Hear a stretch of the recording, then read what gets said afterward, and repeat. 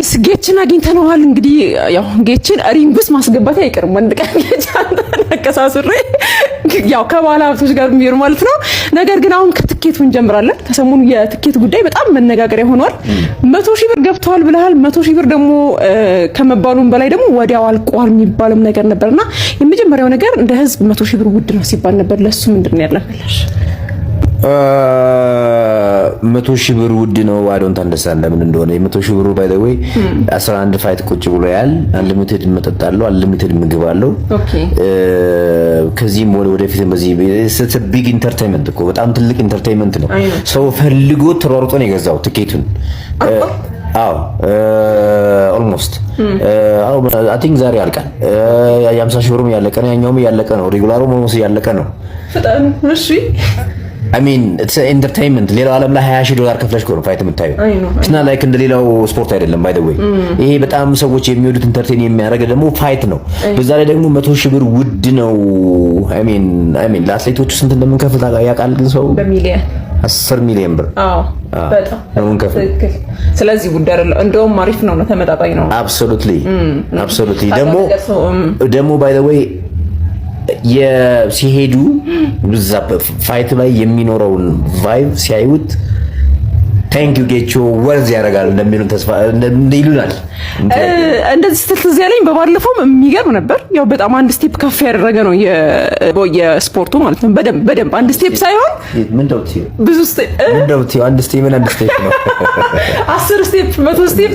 እሺ በአሁኑ ደግሞ ምን የተለየ ነገር እንጠብቅ? አሁን ታንክ ዩ ብሎ ይወጣሉ ስላለ አዎ the vibe the stage ከውጭ የምትገቢበት ነገር ብቻ ይለያል። እሱን ባልና ያን ሲኖር ያዩታል አይደለ? በቦታው ነገር እንጠብቅ ነው። አዎ ኢንተርቴይንመንት ብቻ ሄዶ ቁጭ ብሎ ፋይት ማየት ብቻ ሳይሆን ጥሩ ነገር እንዲኖር ነው እኛ የምናደርገው።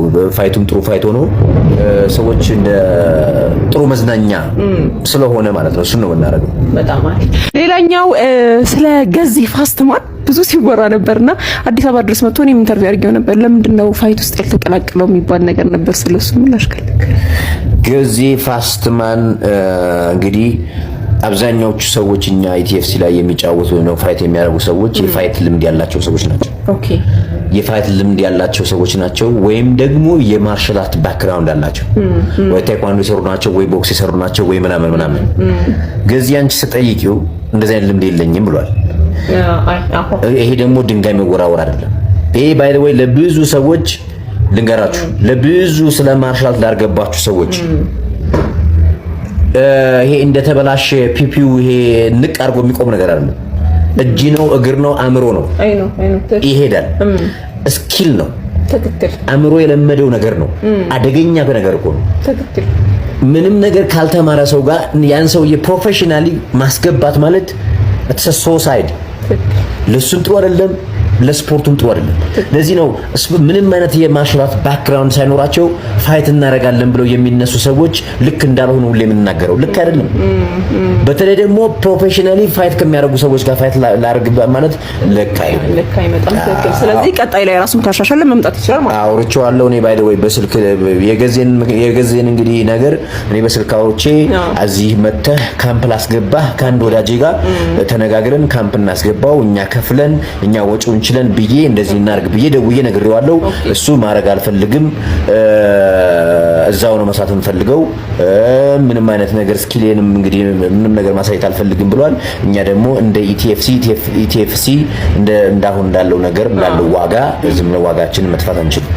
ሌላኛው ጌች በልጅነቱ ምን አይነት ልጅ ነበር? አሁን እንዳሁን አይነት ሰው ደፋር። እሺ አልፈራም። አሚን አልፈራም። የዋህ ነኝ ግን በዛውም ልክ እገለበጣለሁ። እሺ ሰው አማኝ ነኝ። ኦኬ በሚያስጠላ መንገድ ሰው አምናለሁ። የብሶ ችግር ይመስለኛል። እሺ አይ ዶንት ኖ በደንብ እደበደባለሁ ባይ ዘ ወይ በዛ ምክንያት።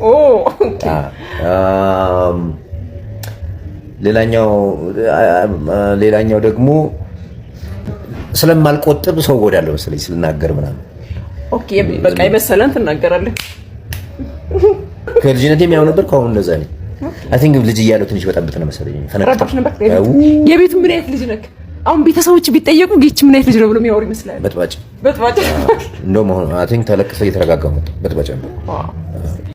ስልኬ 40 ፕሮ ማክስ ነው። በጣም ዳርክ ነው። እኔን የመሰልኩ ልጅ ጥቁር ያረገ ነው የምቀርጸው እና ቻሌንጅ ይሰጠኝ። 70 ፕሮ ማክስ ምን ባርግ ይገዛልኛል? ይሄ ቻሌንጅ ግን በየመንገዱ ሲሄድ አሁን ብቻ በቃ አይ ቲንክ ሴኩሪቲ ያስፈልገኛል። ቻሌንጅ እያሉ ሊያስቆሙኛል። መከራዬን እየበላው ነው። እዚህ ራሱ ኢቭን የኛ ስታፎች ራሱ ቻሌንጅ ይሉኛል እየመጡ። ስለዚህ አንቺ ጥሩ እየሰራ ስለሆነ ቻሌንጅ ይሰጥሻል። እሺ ኢቲኤፍሲን የኢቲኤፍሲን ቲክቶክ አካውንት አሁን አይ ቲንክ 90,000 ነው። ትንሽዬም ቫይራል ነው።